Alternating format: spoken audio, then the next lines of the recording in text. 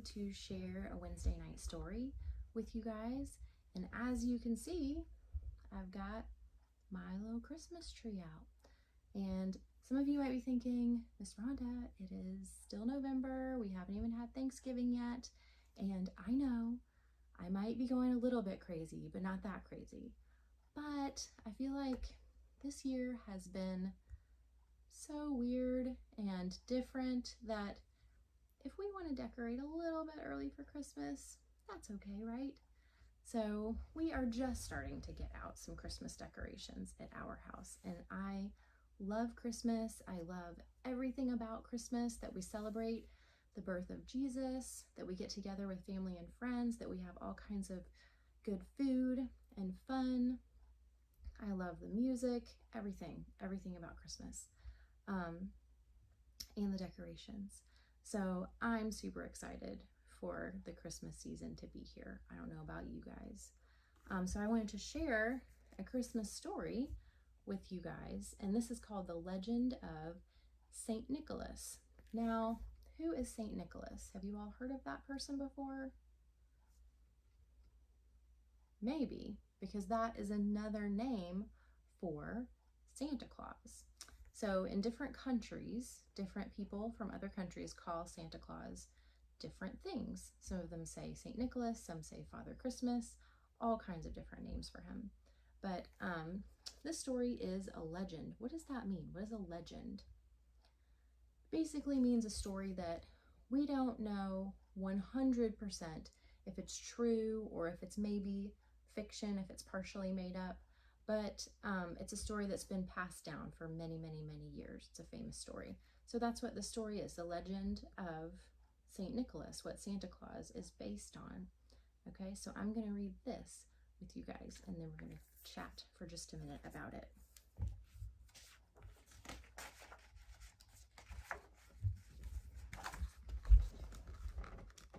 Nick followed his dad through the snow-dusted parking lot.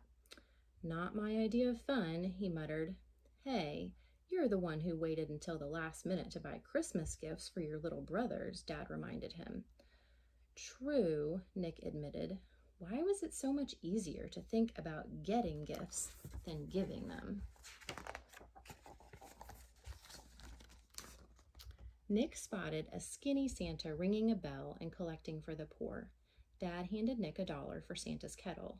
Nick thought about adding something from his own wallet, but he was hoping to have enough left to get himself a CD.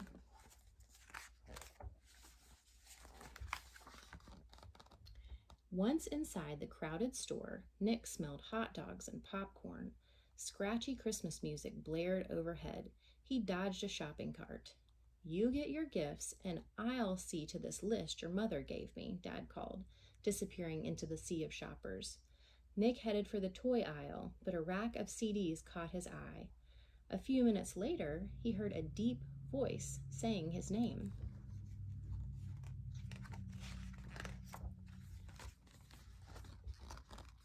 The voice belonged to a store Santa. "Santa used to go by the name Nick or St. Nicholas," he heard the Santa say to a group of children in the elf room. Nick remembered waiting for his parents in that room when he was a little kid. "A long, long time ago," the store Santa continued, "in a country far across the sea, a boy named Nicholas was born." Nick leaned against the doorway and listened.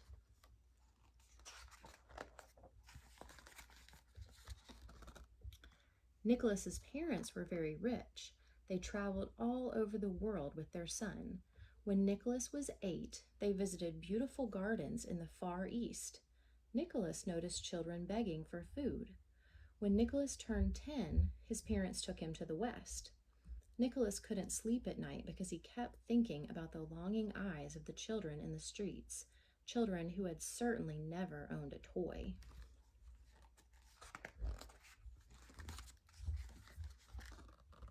On his 12th birthday, Nicholas and his family journeyed to the north. Nicholas waved to the children playing in the snow. "Why aren't they wearing coats and hats?" he asked. His parents exchanged sad looks. "They probably don't own coats and hats, Nicholas," his father said.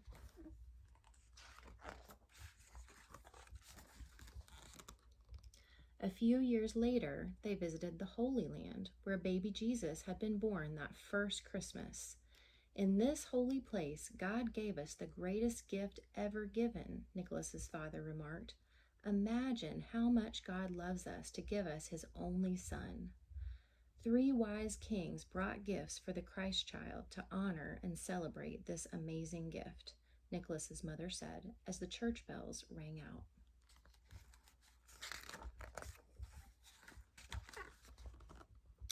Not long after they returned home, Nicholas's parents died. Nicholas felt lost and alone. He had plenty of money, but no idea what to do with his life. He looked to his friends for help. "If I had that much money," said Joseph, "I'd pay all of our bills because my father is out of work." "I would buy my mother a warm coat," Thomas added. Phoebe gazed at the stars.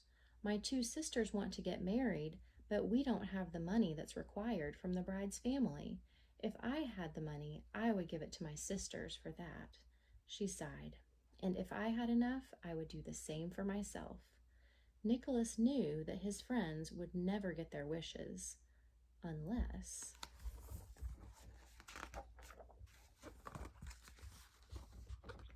That night, Nicholas talked things over with God.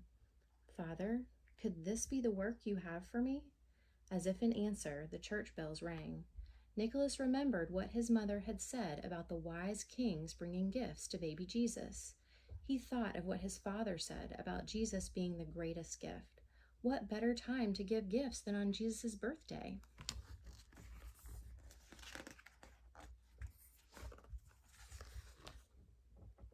Nicholas could barely hold in his excitement. First, he tromped through falling snow to Joseph's house.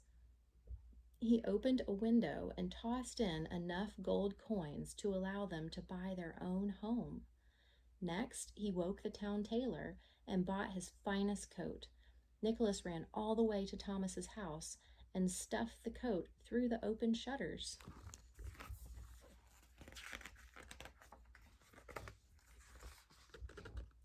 Nicholas's last stop was Phoebe's house. He tied coins into 3 bags for 3 dowries and searched for an open window. Nicholas was about to give up when he looked to heaven and prayed for God's guidance. That's when he thought of the chimney.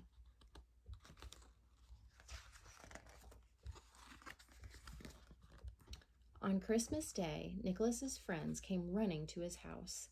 "It's a miracle," Joseph exclaimed. "God must have heard my prayers." "We were given a gift as well," Thomas began. "My mother hasn't taken off her new coat since she found it this morning." Phoebe's eyes sparkled like sunlight on snow. "My sisters will marry next month." She smiled at Joseph. "Now I too can marry. We don't know who else to thank, so we thank God." Overcome with joy, Nicholas understood his mission in life. This is how he would celebrate Christmas from now on.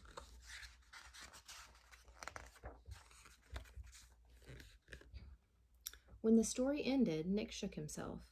A part of him was back with Nicholas. He could imagine how good it must have felt to secretly give his friends what they had wanted most. Nick had almost forgotten why people give presents at Christmas. He wanted to feel that same joy of giving. "Nick, time to go." Dad walked up, his arms full of shopping bags. "We can't go yet, Dad."